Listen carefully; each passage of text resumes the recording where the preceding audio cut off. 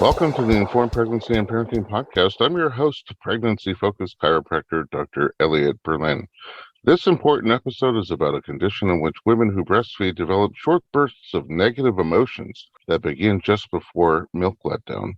My guest today is a retired International Board-Certified Lactation Consultant, or IBCLC. She's a public speaker and author of the book Before the Letdown, Dysphoric Milk Ejection Reflex and the Breastfeeding Mother. She's also a mother of three. Alia Macrina Heise, welcome to the podcast. Happy to be here. Thank you so much for reaching out.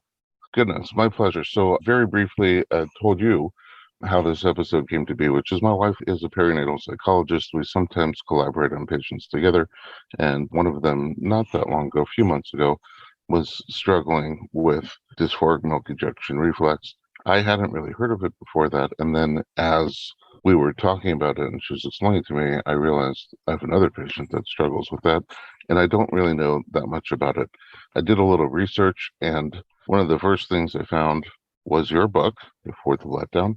And, I figured it's a long shot. Let me reach out and see if I can possibly get a hold of her. And you're so generous to come on board, and I'm very grateful. Thank you. I am curious, even if it doesn't end up being relevant to the episode, this other patient that you realized you had after talking to your wife, what tuned you into the fact that she was struggling with D-MER?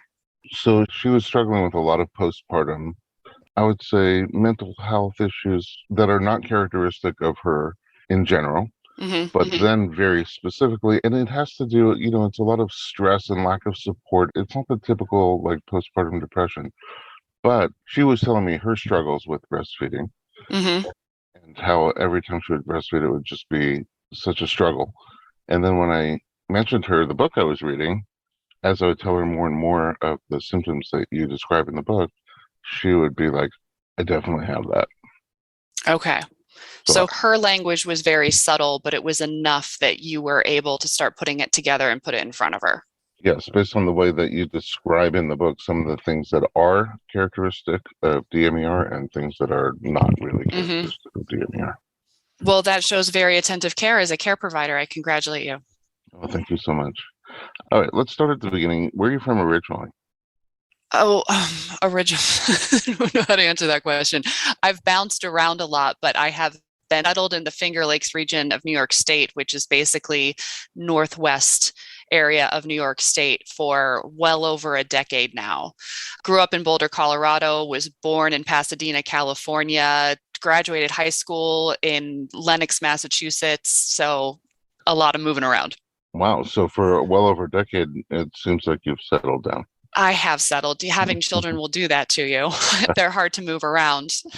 Yes, I found out that as well. We used to move every couple of years, and then once the kids came, we planted our roots. You were an IBCLC, and I think there's probably some confusion over the different types of lactation helpers. Can you describe the differences in what IBCLC is specifically? Yeah, IBCLC is kind of the pinnacle of lactation certification due to the requirements in order to qualify for the exam, as well as the difficulty of the exam itself. And I was registered as an IBCLC for 10 years, but my work in lactation now for almost that full decade has been exclusively with dysphoric milk ejection reflex. I'm not going into hospitals. I'm not working with, moms who are struggling with latch problems or things like that. It's become very, very narrow, and I've been focused on speaking, writing, and educating at this point. And so continuing on the credential was something that kind of became a moot point, and they offer a new credential now that's a retired IBCLC. So that's actually something that I chose recently. Oh, I didn't realize it was an official.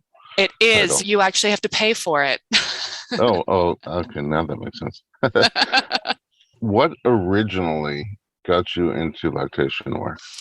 Let's see. So my first entrance into it was after the birth of my second son. We were in the suburbs of Philadelphia. And at that point, one of the nursing mothers support groups they had something worked out with HIPAA where the hospital was actually able to give the Nursing Mothers Advisory Council the names of women who left the hospital breastfeeding. And I was contacted by them to see if I needed any help or support.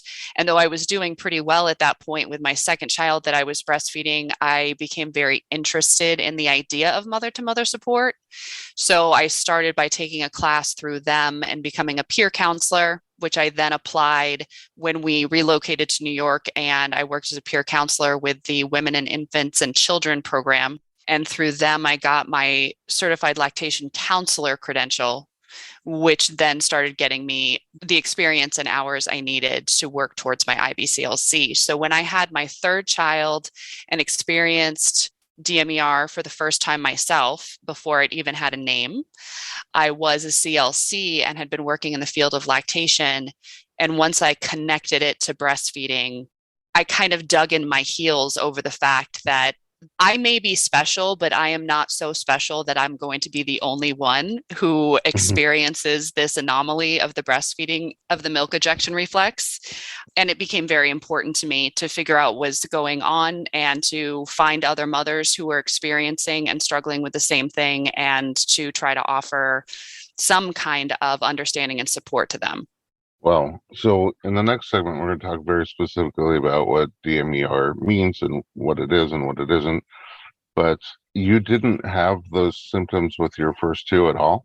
No, not at all. And that seems to be the trend, which to me points to some kind of biological breakdown that could or may not be able to be corrected. I expect that if we're ever able to actually find an evidence base for what the mechanism is, that we could move in the direction of correction. But maybe half of mothers will have it with their first and the rest will just have it with a subsequent. But once you have it with one, the odds are overwhelming that you will have it with all subsequent babies afterwards.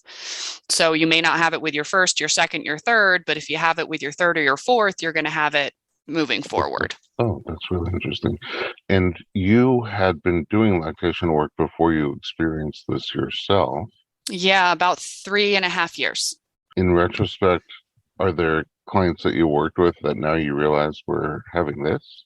Not that I have personally been able to think of myself, but I have definitely, in my years of teaching and working with other lactation consultants that I'm educating about D-MER, I have been approached after conferences by LCs who have come up to me with light bulb moments and say, I remember specifically, and I didn't know what to tell this mother, and I had no idea what was going on with her. So I've spoken to others who have had those light bulb moments. And when you first started experiencing, you said it didn't have a name. Correct. And you're in the lactation community. I mean, did other people have clients with this type of symptom, even though it didn't have a name? Was there anything being talked about around it? In my digging, I went to one of the listservs, which, was a thing back in the early aughts for lactation professionals, and started poking around. And I found a couple handfuls at least of messages of lactation consultants posting, describing all of the signs and the buzzwords that come with D-MER. And that's actually how I met my co-author, because every message that the lactation consultants posted describing the anomaly that I was experiencing didn't get any replies except from this one lactation consultant, Diane Wiesinger, who engaged with at least curiosity. She supposed about it and she wondered about it and she engaged with it. And so for me, that was like, okay, here's somebody who actually cares, who recognizes that lactation is a new science, that we don't know everything about it, that there is to know, that there is more to learn, and seems interested in learning.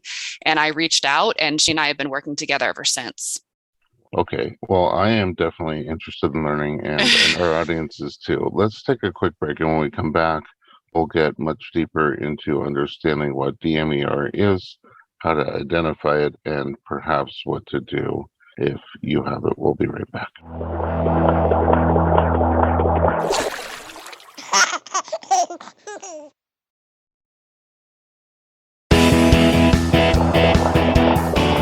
Welcome back to the Informed Pregnancy Podcast. We're talking to Alia Macrina Heise, who is a retired IBCLC. That's a real thing. Okay, just to recap, you are breastfeeding your third child. You're already in the world of lactation, and you start to experience symptoms that are different, and you are very special. But you realize, I cannot be so special that I'm the only one. And then you start researching. So let's first break it down. It's D-MER, Dysphoric Milk Ejection Reflex. Let's break down the words. What is dysphoria and what is the milk ejection reflex? Sure. So dysphoria is a word that we don't hear as often as its counterpart, which is euphoria. Dysphoria is better known in the medical community because it can be described as a symptom or a side effect of various things, but we don't use it in our everyday language. But it is the opposite of euphoria. So any general negative emotional state or sensation that somebody has can be considered dysphoria. And when we coined the term dysphoric milk ejection reflex, we picked that because D-MER can fall into three different emotional spectrums. And a mother with D-MER won't bounce around between these three spectrums. She'll experience it on the same spectrum, but either the way that emotions manifest or because of her predetermined emotion concepts, the way that she interprets her emotional sensation is going to be either in the depressive spectrum, the anxious spectrum, or the agitation spectrum. So the word dysphoria covers all of our bases there. And then the milk ejection reflex is the broad term for all of the various things that happen inside the body when the body is signaled to release milk for the baby or the pump, or because of an overfullness of the breasts or whatever may be going on in order to trigger a milk ejection reflex. And there are a lot of different hormones and chemicals. We generally focus on prolactin, which makes milk, and oxytocin, which moves milk. But there are other things that get involved. And it seems that in all lactating mammals, that includes dopamine. And with dysphoric milk ejection reflex, it looks like we have something going wrong with how dopamine is reacting during the milk ejection reflex. As you talk, it just boggles my mind that you started with no information whatsoever. Yeah. And you've kind of realized there's different forms of it, there's different variations, and how the patterns will even work within the same person versus different people. It just has to be an enormous amount of research and compiling and analyzing data. Yeah, well, 15 years. It was about 15 years ago that I gave birth to my third child and started experiencing it. And I've engaged and collected informal data from over 3,000 mothers with D-MER. So I have had my head in the game for a while. Right, but even to find 3,000 people with D-MER is well, these mothers are desperate to be found and to find each other, because if you have such a disruptive experience so many times a day. So a mother with severe D-MER is going to experience dysphoria with every letdown she has. And a mother releases milk during a feeding more than just once. So if she has severe D-MER, that means during a feeding alone, she may experience this roller coaster of dysphoria and feeling better, and dysphoria and feeling better 2 to 5 times. And then if you add in how many times she's feeding in a 24-hour period, as well as spontaneous letdowns, and let's say she's a mother with severe despondent D-MER, this means that she feels like her life is coming to an end and that there's nothing worth living for 12 to 15 times a day before she regains her equilibrium and everything seems fine again. Wow.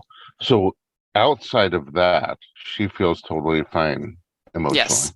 Yes, absolutely. So she has about 2 minutes right before she feels the milk releasing from her breasts. There are mothers who say that if it's spontaneous release, they can trust this emotional sensation as a sign that they need to make sure they have dry breast pads in.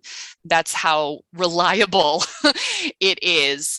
And if a mother doesn't understand that she's experiencing D-MER, it is an experience that causes you to question whatever's in front of you, because emotional distress is no different than physical distress. We feel physical pain so that we know we need to do something. We need to move our hand away from the hot burner. We need to get off our broken ankle. It's a sign that something needs to change. And emotional distress is the same thing. Something is wrong, fix it, pay attention to it, figure out what it is, and take action steps to create emotional safety. And if a mother doesn't realize she's struggling with D-MER, that means every time she hits this emotional low, she is looking around her trying to figure out, what did I do wrong? And what do I need to do to fix it? Once she has the education and information about D-MER, she realizes that she doesn't need to get curious about her emotional experience. There's nothing to change, nothing to correct. She doesn't need to email her mother-in-law back and say, I'm so sorry. I feel like I offended you in that email I sent 30 seconds ago, that she's not going to worry about as soon as the dysphoria is over. So that's why the education about D-MER is the most important point, so that mothers can stop projecting around the experience of it. Okay, so you already mentioned this, but I definitely need a refresher. Yeah. Even though it was a couple of minutes ago. It seems like there are 3 different categories of dysphoria, like what they're going to feel, and different levels of intensity. Yes. So can you review those one more time? I sure will. So the spectrum is how the emotions are going to manifest, what kinds of feelings the mother is going to feel, and then the intensity, or the severity, I should say, is how strongly she feels those emotions. And the severity is also generally indicative of how long she will have D-MER, because generally it will self-correct, especially if it's of a mild severity. So a mother can have despondency D-MER, which includes feelings such as wistfulness or sadness if it's mild, or as extreme as hopelessness and despondency if it's severe. And then there's anxiety D-MER, which generally you don't see mild cases of it. That's going to be moderate or severe severity. And she may feel general unease if it's just moderate anxiety D-MER, or as extreme as panic.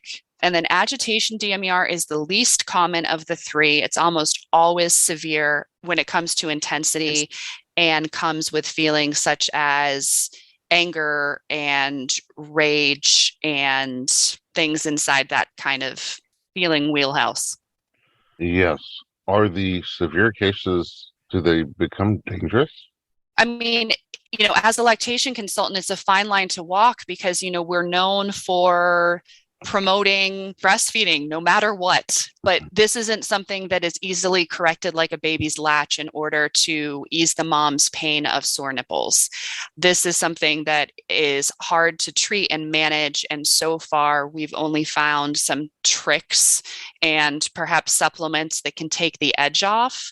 So yes, if I am working with a mom and baby, and the mother feels that her mental health is severely compromised or at risk because of the frequency and intensity of the dysphoric milk ejection reflex, then different feeding decisions sometimes do need to be made. The majority of cases, though, most mothers are able to breastfeed through it.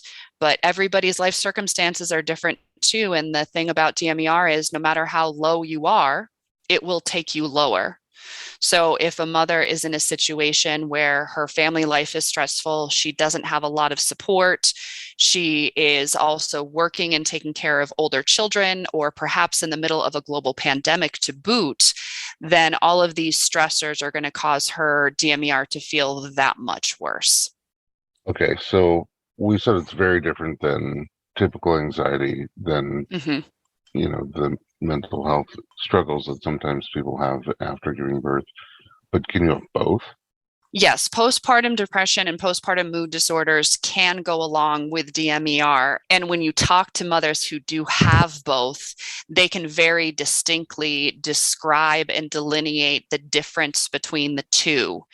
Same thing with the other phenomenon of breastfeeding aversion, which sometimes comes later in lactation with an older nursing child, which can come with negative emotional sensations when breastfeeding. but that's experienced upon nipple contact versus D-MER has absolutely nothing to do with nipple contact. Even with spontaneous letdowns will trigger D-MER. And if you talk to moms who have experienced both D-MER and breastfeeding aversion, again, their ability to describe the differences between the two is quite significant. And there was actually a study done that described the differences between D-MER and breastfeeding aversion. We haven't had the same for postpartum depression, but again, the similarities between their ability to explain their awareness of how postpartum depression affects them versus their awareness of D-MER is quite significant. And you said that with more severe cases, it happens every single letdown. Yeah. So on the other side of the spectrum, the least severe cases, is it very sporadic or once a feeding? Generally, in a mild case of D-MER, they will experience it when their breasts are fullest and the letdown is strongest. So it seems that the strength of the letdown is correlated to the strength of D-MER. So if there's a spontaneous letdown because of overfilled breasts, that's going to be a pretty strong letdown, as well as the first letdown upon pumping or feeding. And generally, mothers with mild D-MER, it will be those that they feel, and the other ones won't be as noticed. Okay. But milk letdown can just happen spontaneously also, right? Like from hearing other babies cry or just any place. It can. Generally, that's going to be more likely if the breasts are overfilled. So again, that correlation between the strength of the letdown and D-MER in mild cases, well, even in severe cases, is connected. With a mother with severe D-MER, the worst ones are going to be the ones where the milk release is the strongest. So it's going to depend on all the factors that a milk release depends on. A lot of that has to do with quantity of milk in the breasts. I got it. Before we go to break, I'm curious because you didn't have it with your first two, but you had it with your third. Does somebody get it sometimes not right away when they start feeding and then it'll come, meaning with the same baby? I haven't seen any consistency in that. I have had a couple, and so we're talking about a very small subset out of a lot of mothers show up around maybe 3 or 4 months saying that they just had it. The timing in regards to when mothers notice it, I think, is very much dependent on what else is going on in her life in order for her to be able to be aware enough to make the connection. Because we used to think that it started with lactogenesis 2, which is when the milk production starts coming in. It's known as the milk coming in. So after birth, where you switch from colostrum to a full milk supply. Because in the beginning, we were hearing from mothers that they first noticed their symptoms within the first 2 weeks. So that's kind of enough time for your milk supply to come in and things to calm down a little bit when it comes to latching and getting your bearings. But now that the education about D-MER has been around for 15 years, I'm hearing from mothers who are having subsequent babies after having D-MER, and they're noticing it in their 3rd trimester of pregnancy when they start producing colostrum. And it's definitely milder than when the milk volume increases after birth, but it does seem to be that it is early on, either late pregnancy or after the baby is born. And the older the baby gets, the more stable the milk supply gets, or the lower the milk supply gets, the better D-MER gets. Okay. I noticed because I hear people refer to it as D-MER. Yeah. But you never do. So no. The internet does what the internet does. Yeah. Are there other names for somebody listening to be like, oh, that's what they were talking about? Mostly I just hear D-MER or D-MER, which is what I've always called it. The first time I heard it called D-MER is when I was living in New York. I went to an acupuncturist to see if that would perhaps help it. And I didn't even have a website yet. I had a blog. And I had a little handout that described what we knew about it that I put into my patient intake form. And I saw him go into his office, and then he came out and I said, so I'm dealing with something you've probably never heard of before. And he said, D-MER? I know all about D-MER. He went and he read my blog, and he had this thick Texan accent, which you would never hear usually in this part of New York State. And it was the first time I heard D-MER, and I can't unhear it now. But both are correct. I say D-MER. I think I've heard a couple people on YouTube when they're talking about their own experience call it D-MER. Yeah, but all the same thing, dysphoric milk ejection reflex. Perfect. All right. When we come back, we'll get a little more into the details. We'll be right back with Alia Macrina Heise.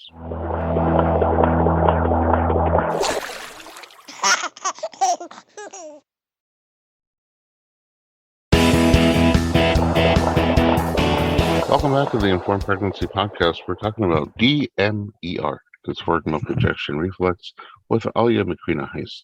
Okay, so you've learned a lot. Are there risk factors, people who are more or less likely to get D-MER? No, we have yet to find any correlation. It's something that mothers look for a lot. So I moderate a support group page for mothers with D-MER on Facebook, and we have close to 4,000 mothers there now. And one of the most frequent things is a mother who will post saying, I had Pitocin during labor and delivery. Is that why I have D-MER? Or I found out that I have postpartum thyroid issues. Is that why I have D-MER? My vitamin D levels are low. Is that why? And so far, we have not seen a single correlation between any mothers. Like, yes, you can find some mothers who have blood sugar problems and D-MER, but then you can find so many more that don't, et cetera, et cetera.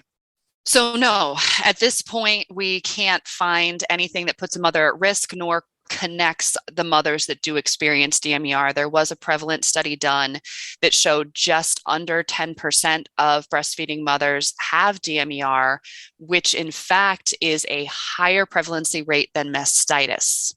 Wow. And yet most mothers who begin to breastfeed have never heard of D-MER, but have heard of mastitis, which shows how undereducated we all still are. Not for long if you have your way with your... Yes. And there's so much more information than when I started. Like, you can now Google, I feel sad when breastfeeding, and find the information, which was something that wasn't available to me at the time. Right, that's huge, since education is the most powerful tool we have right now. It's kind of interesting because you said you didn't have it with your first two, but you had it with your third, and that's a pretty common event where somebody won't have it, but once they start getting it, they'll have it in subsequent pregnancies. So your brain sort of goes to what changed. Yeah, And that's then- why I wonder about some kind of biological breakdown in the body. And then didn't change back. Right. And it's sort of interesting in your book to kind of feel you go through all these different things with no data, but also you ruled out things like physical or emotional or sexual abuse. Yeah, well, what was helpful in the beginning for that is the fact that, me as patient zero, guinea pig, the fact that I didn't have it with my first two. So if I had some kind of repressed trauma, then I would have experienced it with all three lactations. And then the other thing that, seems glaringly obvious is that it doesn't happen with nipple contact. This has nothing to do with contact with the baby or a bare breast or contact with the breast. You could be standing in your kitchen making dinner and have a spontaneous letdown, and it's going to happen. So we're talking about the kind of reflex that you have when you hit your knee and your knee jumps. Your knee's not jumping because of some kind of repressed trauma or hidden psychological meaning. It's kicking because that's what the body does when you hit that reflex. Dysphoric milk ejection reflex, it's part of that reflex. There's just something sideways going on with the neurotransmitters and hormones in that reflex that is destabilizing to the mood. So far, everything that you've put together sort of points in the direction of dopamine. Yes. Okay, what is dopamine? What does it normally do in the body? Well, dopamine has a whole lot of jobs, so I'm going to just bring this way down. So across humankind, inside the human body, dopamine is considered a prolactin inhibiting factor. So prolactin and dopamine have a relationship inside the body. Dopamine goes off and does some of its own things sometimes without prolactin. But if prolactin levels need to rise, dopamine basically has to give it permission. Prolactin has to knock on its door. And as we know, prolactin is the hormone that makes the milk in the body. So if you need more milk, prolactin's got to do it. So when a milk release is triggered, you have a couple things happen. You have a very fast and quick spike of oxytocin, which is going to move the milk quickly. The milk is already there, so prolactin doesn't have to move in a hurry, but it is being signaled and told that milk's leaving the body, so we need to replace it. We need to make more milk. So the levels are going to slowly start rising for the next time that it's needed. And in order to do that, dopamine has to get out of its way. So it knocks on the door and dopamine levels lower slightly. And this happens in all breastfeeding women. Well, it happens in breastfeeding sheep and rats. So we assume it's also happening in breastfeeding women of the human kind. Dopamine lowers slightly to open the door. It's casually named prolactin's gatekeeper. Prolactin goes through that door and starts rising. And once it's through the door, dopamine levels stabilize. And the majority of breastfeeding mothers never know that any of it happened. They'll feel the result of the oxytocin, maybe with the feeling of the milk moving through their breasts, but prolactin and dopamine, there's nothing really there to feel. What we think is because it seems that gently supporting dopamine levels in a mother with dysphoric milk ejection reflex seems to improve her D-MER to some extent. What we think is happening is that when prolactin knocks on that door and dopamine gets out of its way, it's either dropping too fast or too far or too wide, something inappropriate. Dopamine is a mood stabilizing neurotransmitter. So theoretically, if it's behaving inappropriately, then it could be destabilizing the mother's mood inside that inappropriate activity. But once prolactin is through the door, dopamine stabilizes again. At the same time, a mother's mood stabilizes. Wow. I don't know why in my head I see an airplane analogy where all of a sudden it just starts losing altitude. Oh, okay. And then I always see this little trap door. Yeah, with maybe like also a hinge broken or something, and dopamine's just like flopping sideways. Yeah, so that's like some stabilizer goes, the plane starts to lose altitude quickly, and then all of a sudden it comes back up. And Yep, that one works too. Wow, that's intense. And then so the oxytocin usually has more of an opposite effect, does it not? Yeah, I mean, oxytocin is known as, the bonding hormone and the cuddly hormone and the loving hormone. And, especially for new mothers when their supplies are new and high and there's a lot of that going on, they sometimes will be able to feel, relaxed and gooey and sleepy and mushy. And we give credit to that, to oxytocin. And D-MER is strong enough that if there is any fuzzy oxytocin feelings going on, it overrides the experience because it's so derailing to feel so awful all of a sudden. Mothers with D-MER tend to have an oversupply, which, points to the possible broken relationship between prolactin and dopamine in mothers with D-MER. But generally, the oxytocin high isn't talked about with D-MER mothers because they're so busy dealing with the D-MER low. Oh, yeah. The way you described it, how the oxytocin will trigger first. Yeah. And then the prolactin will need to kick in so the dopamine goes down. The contrast between whatever high the oxytocin gives you and whatever kind of low the drop in dopamine causes. Okay, so somebody who's listening and says, wait a second, I think I have this. What's their next step? Support. So I keep all the resources that there are available on my website, d-mer.org, so that mothers can easily find it. There are links to like Google Scholar so that mothers can just click on that and print it out if they want to for a healthcare provider. That's where all of the studies are also linked if they ever feel like somebody is doubting the legitimacy and they want to be able to hold the scientific evidence base that we have thus far.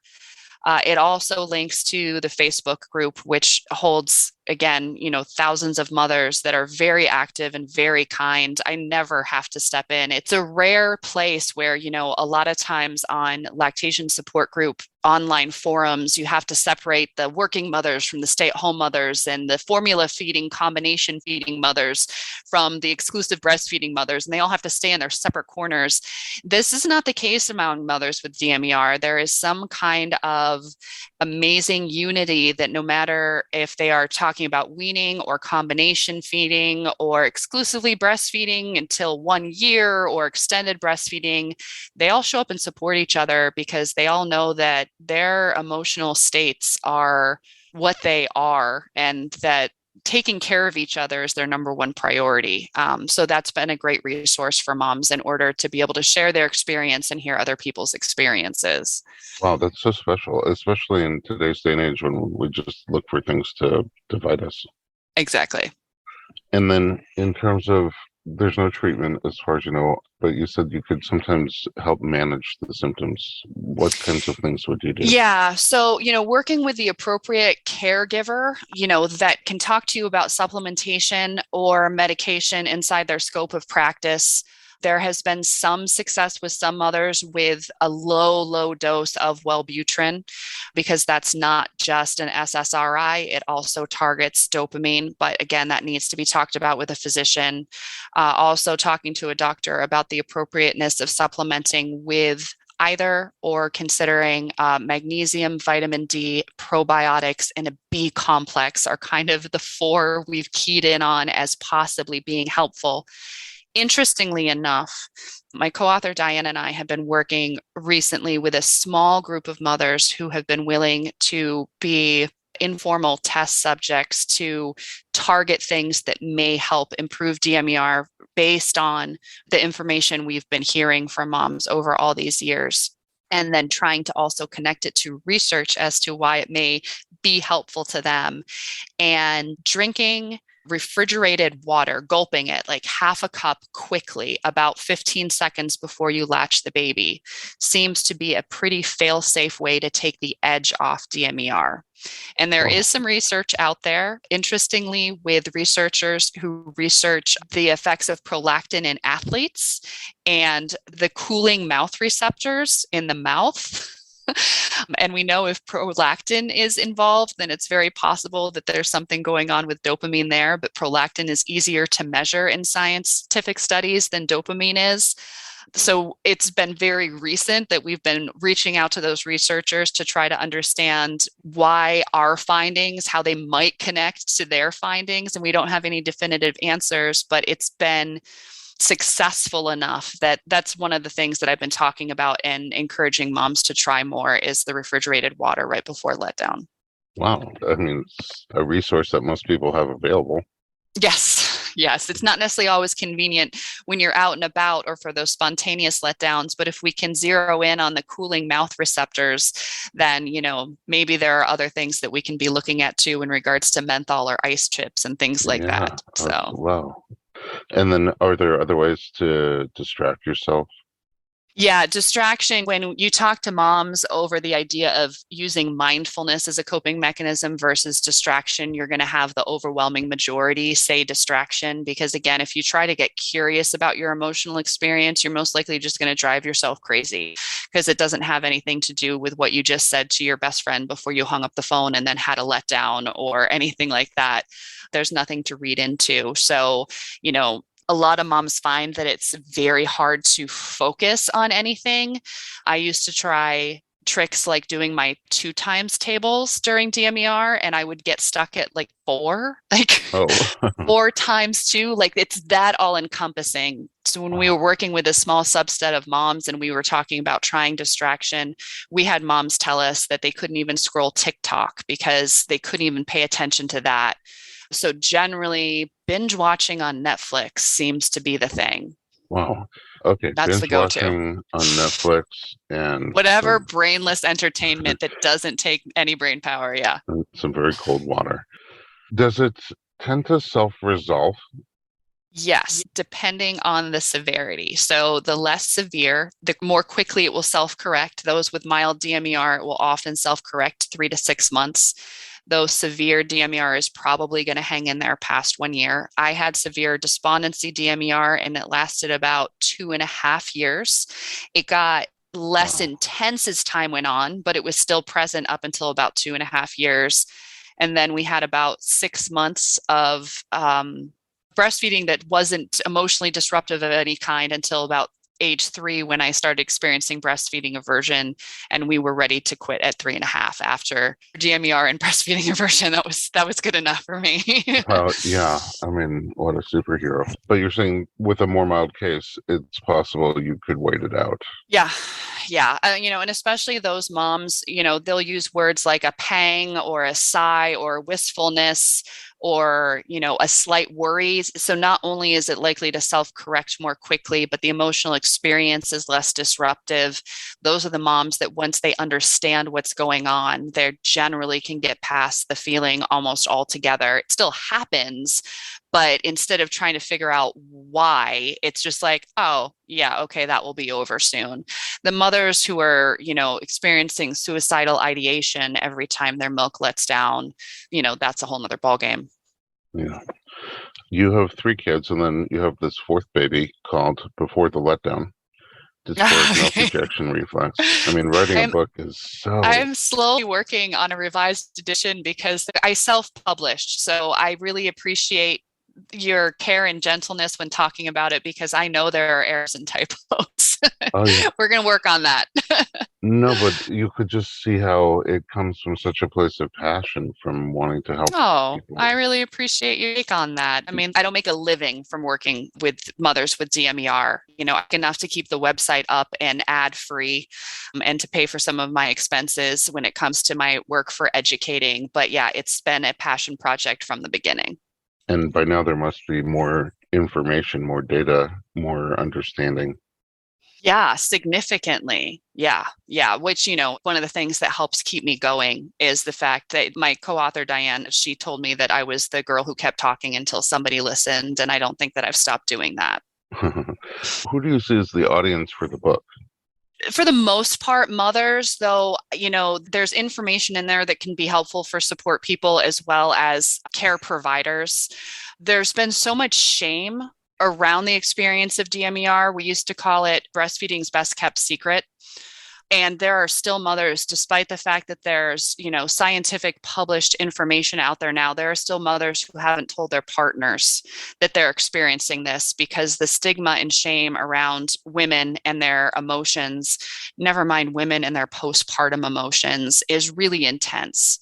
So everything that I can do to try to not necessarily normalize in the fact that what you're experiencing is normal, but to make it something that isn't shameful. Mothers come to me and say, I thought I was crazy. I thought I was a bad mother. I thought I was doing something wrong. I thought it was all my fault, which if you think about the emotions of D-MER, that's not a far jump to start blaming yourself. That's kind of what the feelings of D-MER are almost telling you to do.